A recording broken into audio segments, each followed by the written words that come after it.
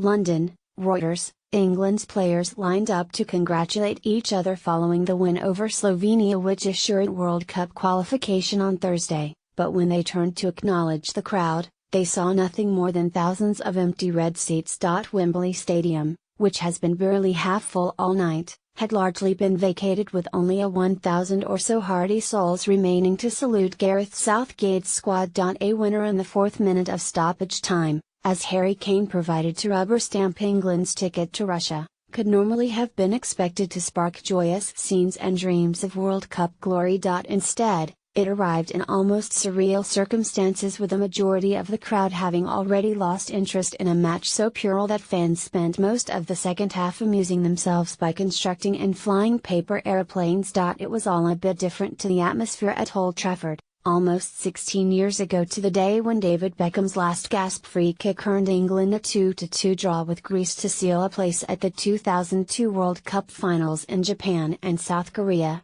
Then, it sparked a wave of euphoria and triggered months of rising expectations for Sven-Göran Eriksson's side, who were supposed to have provided a match for anyone. The following year it all went wrong in Shizuoka as England bowed out at the quarter-final stage to 10-man Brazil.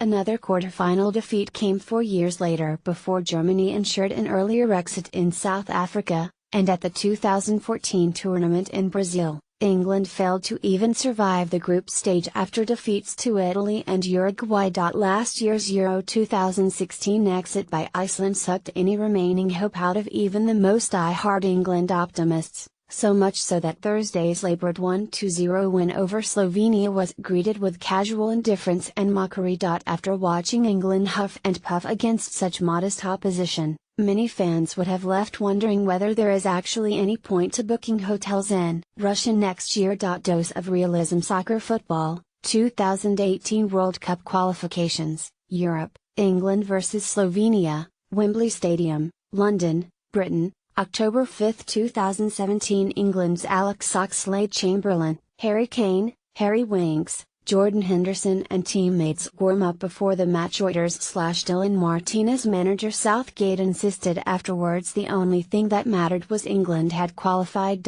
In that sense he is right, but he could also have said it was blindingly obvious that the side were way off challenging the best teams in world football. Had he done so, few would have disagreed with that healthy dose of realism.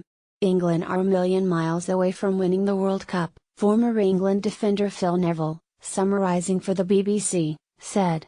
The performance tonight proved that, if you can't play against Slovenia at home, you can't play on the world stage. Former England winger Chris Waddle, a member of the side that reached the World Cup semi-finals in 1990, said the display against Slovenia was very, very poor.